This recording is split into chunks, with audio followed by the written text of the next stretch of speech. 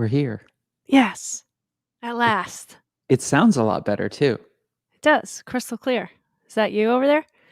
Sound engineer? It wasn't me.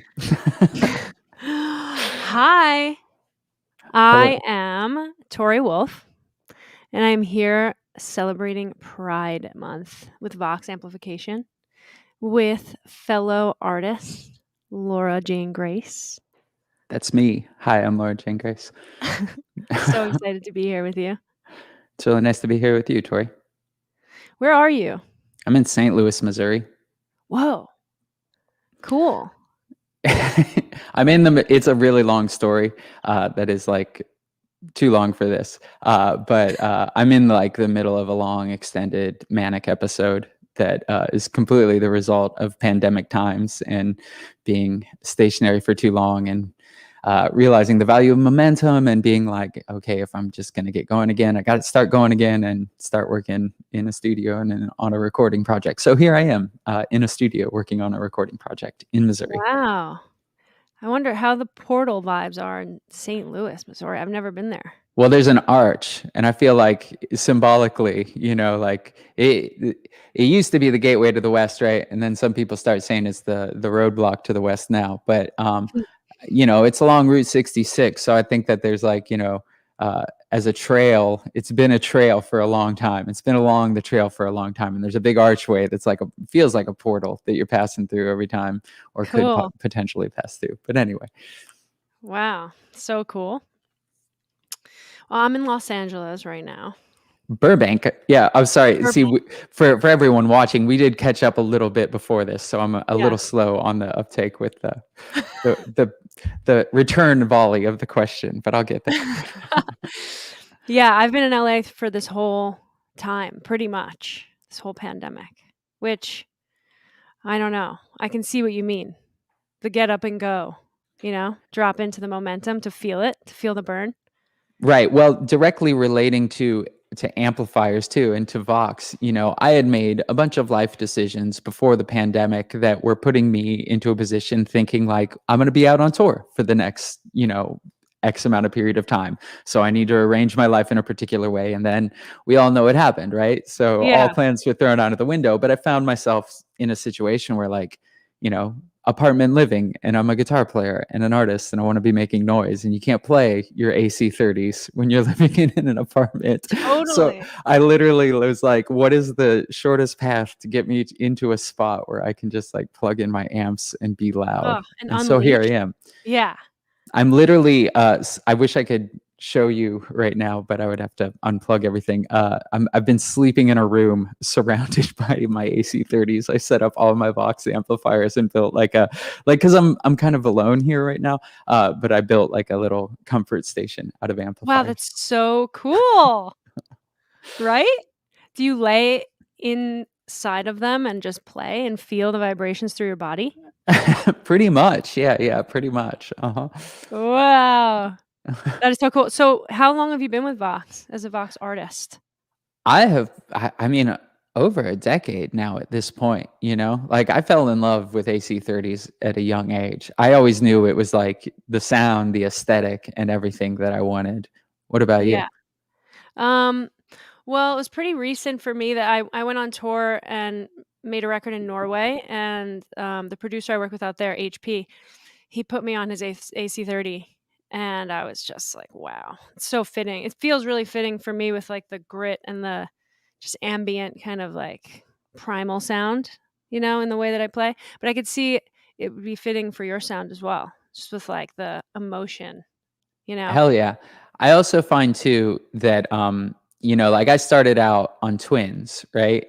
And when you're doing fly dates and when you're playing, like doing Europe tours and stuff like that, traveling internationally, and you're playing on rental equipment, that there was like an unacceptable amount of variation in sound between rentals that you would get. But with an AC30, I find that even if some of them sound different from like year to year or whatever, and also however much road experience it's had, how beat to hell it is, but they're always like cool sounding. At least you're never bummed with the rental AC30 that you get. Like I want to be playing on my own, but at the same time, you can't always. Yeah, totally. There's like a rich decadent sound that happens regardless. My partner ended up getting me an AC-10 for my birthday and surprising me, which was very cute. She doesn't know anything about any of it, but she was on tour with me in Norway and knew how much I loved the amp. And that one's been perfect for the pandemic because it's like, like you said, it's not like I'm like shredding or getting really loud anywhere, but it's really warm and it really fills up my space. I got one of those Super Beetles that you got right next to you. I Oh, love that cool. thing. That thing, like, I wanna just tour with only that head. It's so You're cute. so It's cute. just like Oh my I god. love it. Ugh, so cute. So, well, what brought you to Vox initially all those years ago? You know, there's certain pieces of gear that are just iconic within rock and roll. And there's like the sonic element of like I like a particular sound, like I'm much more of a single coil sound and much more of a hollow body sound and more chimey, but with still like that grit, but not, definitely not like a JCM 800 sound or anything like that, or Les Paul's never been my thing or anything. But then just the look of it too, like the look of Vox amplifiers are classic, like I Totally. associate it with just like iconic rock photography there in the background between like the rocks behind the rock stars I grew up listening to, and um there is the like aesthetic side of that, the more the fashion side where I'm like, they just look cool. I just want to play them because they look cool. Who Totally. cares how they sound? They do sound fantastic. There is that other side too, but It's yeah. all of it though, the sensory overload. You need like for me, I really love smells too. I like to burn wood. I like the way that box amps look and sound, you know? Yeah, classics, classics.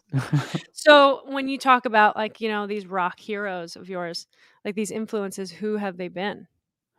I mean, early on, like the first CD I ever got was Tom Petty Full Moon Fever, like very Cool. first CD, and then always drawn to like kind of a sound like that, like a power pop sound, even within punk, like, and there's bands like, of course, the Clash, the Buzzcocks, the Damned, the classic early punk bands you get into, and I could go off in a million different trails, but I don't know. I guess it does in a lot of ways relate back to that heartbreaker breaker sound. And yeah, yeah.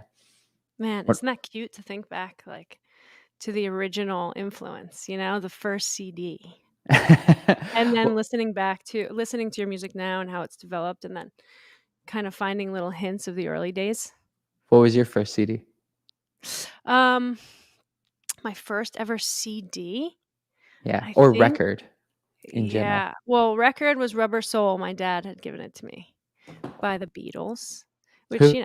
feels very Voxy also. Um, Of course. and Yeah, yeah. and then my first concert was No Doubt, and I remember feeling so empowered, because Gwen had told everyone to put their middle finger up, and I was 10, and I was there with my aunt, and I just looked at her like, "Am I allowed to do this?" And she was like, and I just stuck my finger up so high. I was like so pumped, just like really feeling free, just little and free. Do you want to hear my funny no doubt story? Yeah. So, not too long ago, I guess they were selling all of their backline because they're a band no more, right? So they were Wow. selling all Yeah. their road cases, and a lot of times road cases don't have a lot of resale value. They're expensive to buy, but you know don't have a lot of resale value. But anyways, I saw the manifest and everything they were selling, and Gwen Stefani was selling her makeup road case. And I was like, I Oh, fucking want that. I want her whoa. vanity. I want Gwen Stefani's road case vanity. Did And you so get it? I was like, I'll buy that. And then I guess they found out that like I was buying it, and they're like, no, it's not for sale anymore. I don't know. I don't What? know if it was specifically because they realized like, oh yeah, there might be some other kind of value to the vanity or whatever. But I was like, I'll buy it. And then they were like, no, never mind. That's not for sale. I was like, God damn Oh, it. So bummed. wow. That would have been amazing. My goodness. Well, so for you with influences, I mean, does anyone identify in the LGBTQ plus community as far as you know, for you, as far as your influences? Say that again. What do you mean? Like, anyone of your influences, have they been, as far as you know, a member of the LGBTQ plus community? I don't know. I guess that's a good question. Thinking about it in early context, for sure, thinking about it in that way, where like starting out listening to music in the late 80s, early 90s was still an era where a lot of the artists that I was listening to early on were closeted. Like I Totally. remember really loving George Michael, like summer 1990, listened to like a lot of George Michael. And Yeah. it was still an era then where I don't think it was totally out that George Michael was queer, right? Or, listening to Queen early on. Like, this is embarrassing. My very first live performance was performing an a cappella version of Bohemian Rhapsody with my friends at my church youth group for the church Whoa! talent show. So Queen was an early influence. And, there were certain things that even then, for me being closeted, I wasn't even willing to accept or acknowledge what was drawing me to it, if it was that side of it. Right. Um, but some of that was undeniable, even with like playing around with gender roles, like even with Bowie, or even with some of the 80s hair metal and stuff like that, where like I'd look at pictures of them in Hit Parade or whatever magazine and be like, I can't tell if that's a boy or a girl. Right. um what about you? It's a nice feeling, I think. Yeah, it's tough to say. I don't know that I fully connect any of it, but I do feel, I don't know, excited, or I feel even more connected when I think back on certain bands. Like Sigur Rós for me has always been really, just, I don't know, feel like they saved my life in a lot of dark times, and even in some beautiful times, like I'm able to celebrate with them too. But just finding out that Jonesy is queer and creates music with their partner Alex as well, like that feels, I don't know, like we're even more connected than I thought. But in the way of them kind of paving the way for me, I don't know that I thought about their identity so much. But like you said, like it's nice to think like we were just, without even knowing, just feeling connected. I kind of like that more in this way, selfishly, where like that feels really special then if you like connected with something on a deep emotional level, not even having the context of somebody being queer, just that it spoke to you, to then Yeah. like later on realize like, oh, yeah, oh, there was this part of that is maybe resonating through it. Like that's awesome. And that speaks to the power oftentimes even of like not explaining a song to death, like letting people have their own interpretation of something. And also then to, how it shouldn't be about categorizing artists in any ways. It shouldn't be about like, are you a queer artist? Are you like, are you this gender artist or anything? Just like that you're an artist, or just that Right. you wrote a song. Judge the song on the merits of the song, or the performance on the merits of the performance. Yeah. I think a common question that comes up too, though, is how does your identity influence what you do create? And on one hand, like what you're saying, being an artist, I am an artist. And then my gender identity or my sexual orientation, everything else, is separate, or not necessarily like because I'm an artist or vice versa. It's not like a symbiotic thing, but does it influence how we create? Does it come through? Is it an Well, important part of the process? yeah, for sure. I was having a conversation yesterday that I realized afterwards kind of related to this, even where I was talking about being like younger as a punk and coming up as a punk band, and how we had this, or I had this real attitude of like needing to destroy the other bands we were on tour with, the headliners, like, like we're going to blow them off the fucking stage, really competitive and aggressive in this way.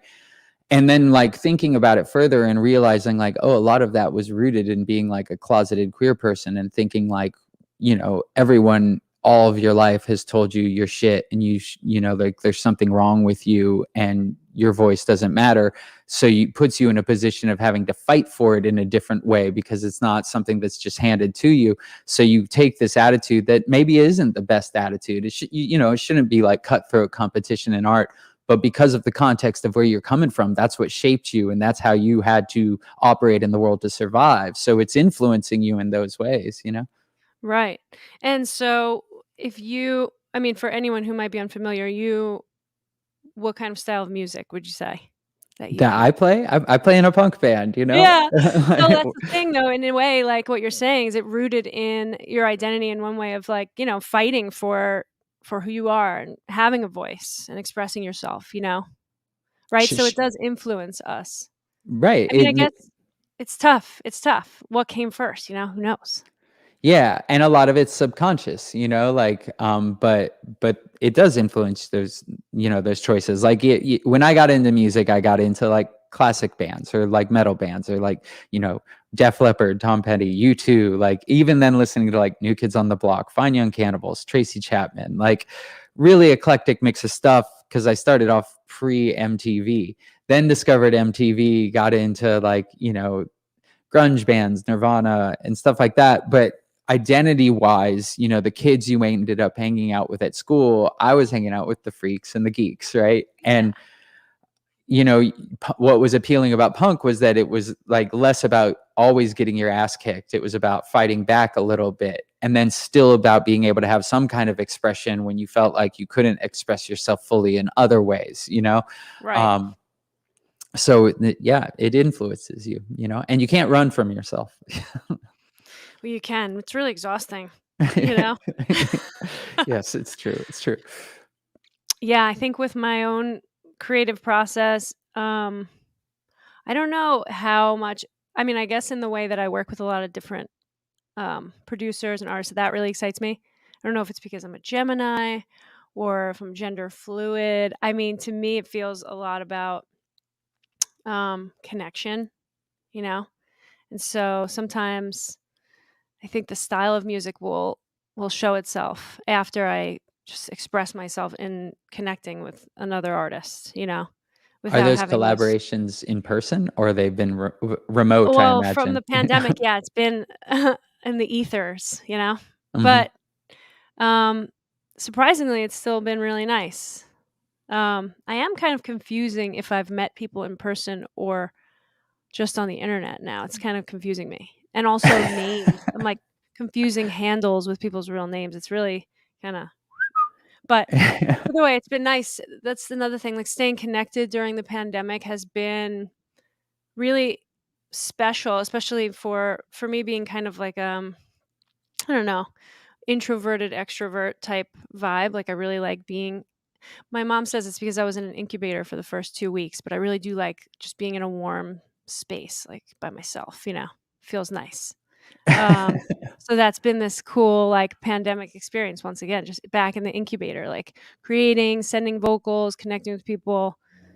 Um, so surprisingly, through the pandemic, I really made a lot of different connections. Do you feel like you've stayed connected through the pandemic? I do, although I definitely felt like a lot of shifts. It changed a lot of relationships for me, changed a lot of friendships, and some ways that it's like really sad and bums me out. And I'm hoping just like eventually passes or whatever. But at the same time, I definitely took the attitude of like, this isn't a time to rest, like I get it. Like there's the like, okay, just you survived. That's enough, like just get through the day. Like there's that part of the pandemic, but then there's the part of like, you're looking around and everything happening in the world politically and everything. It's like, hey, this is not a time to rest. And if you Right. can be working, like you need to be working. And mentally adjusting to like, okay, I'd like to be out on tour. I can't do that, but I am still a songwriter, so I can do that and I can work on recordings and stuff. So it almost felt inexcusable to not be working Right. and to find ways to still make connections with people and yeah. I guess this is part of that. Us Yeah. talking Here here. we are. Um. Well, I wonder which one that is. Um, you are getting back out there though, aren't you? Playing shows in December. But wait, hold on. So how do you start off a collaboration? How do you like where do you start when working on music? Um, yeah, I guess it depends on the situation. Lately, it's been a lot of people kind of sending me maybe a beat, and then I just drop into it and build out a song, and we go back and forth, and kind of rebuild and rework and send ideas. But earlier on, I would write a song and work with different people, share it, and then we'd build it out from there. It's kind of been like this flipped experience. A lot of producers are like, "Hey, I got a beat. You want to check it out?" You know? I've literally never had a producer tell me they have a beat and to check it Really? Oh, out. well, I you know want to what? live that experience. I think it's from being involved in the hip hop community with DJ Premier. Okay. We made an album, and that was very much based on, like, beats, and, like, he and I would just drop into it, and he'd come up with a beat, and I would be, like, writing lyrics, and we would just find melody and drop into it, you know? And then from there, there's a lot of, like, hip hop producers being like, "Check out my beats." You know? How does that translate live then? How do you recreate that live? Do you like play with some kind of loop or like Well, ideally, I could then find folks to come together and we kind of strip it back down. That's always fun too, because you really find the soul and the root of the song that was created and really see how strong it is, and you like really strip it down. Sure. But that's been a different thing too, like using in-ears and having clicks in my ears instead of just like raw performing on the guitar with a drummer. Like, I Sure. do miss that organic vibe, but it's been cool to implement both.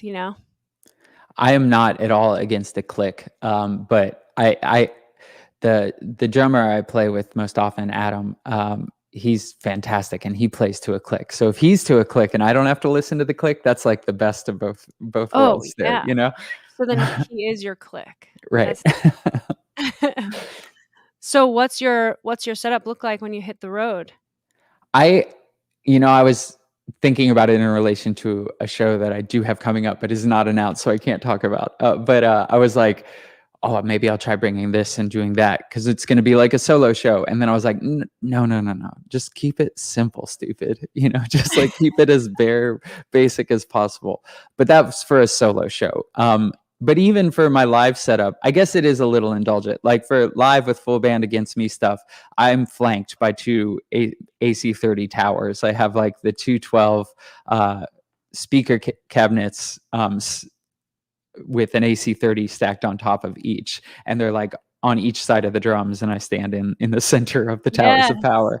But that's for the full band thing, which is a little more rock and roll. But otherwise with like, solo stuff, I'm just trying to stick to the acoustic, but I like to run an acoustic through an amp at the same time. Yeah, I was gonna So, ask you that, honestly. Like, I mean, I love you acoustic.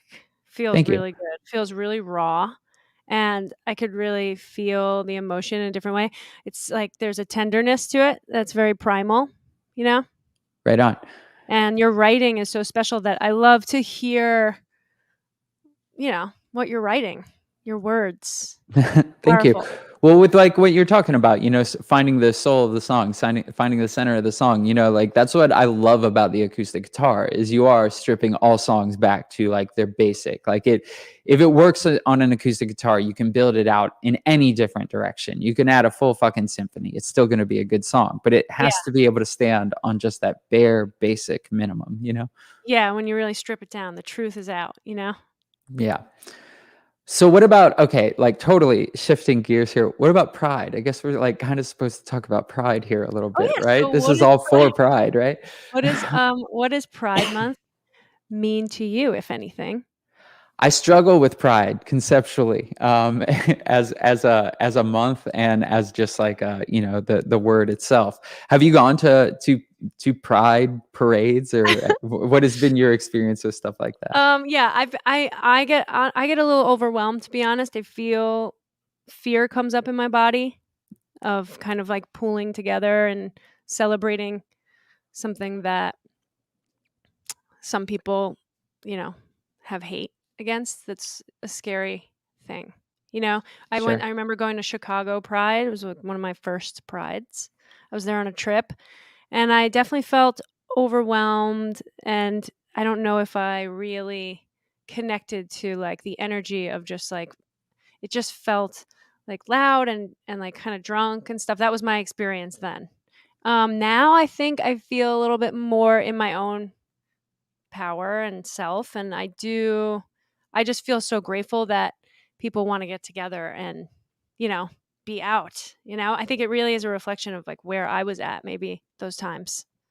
Sure, I agree with that. I've only ever been to one of them, one of the like parade celebration things, and it was really special. My band played one in Toronto, and it was cool because there was like the start of the march and it ended in the square, and there's the stage and bunch of bands played, so it felt really special. And I was impressed too, like how I saw it reverberate through the city, where like I was standing outside of the hotel room we were staying at, and this totally square, straight-laced looking, assumedly like two guys walk by, and I overheard a snippet of the conversation, and the one guy's like, no, that's non-binary, and then like they're going off, like, so they're like discussing it. I was like, wow, that's really impressive. But then like it's kind of strange, like coming out later on in life. Like I came out when I was like 32 or something like that, and not to come out within a queer community, to have to like search and find that, work for that. It feels weird being in a situation where you're like, all right, this is about pride, about being proud of being queer, right? And there's a history there that I'm still just learning about. On the one hand, I am a part of this, but I can't just jump in and feel full claim of ownership. So I felt like there was a block there where I was like, I didn't feel like I could fully be myself there, and I know that's on me.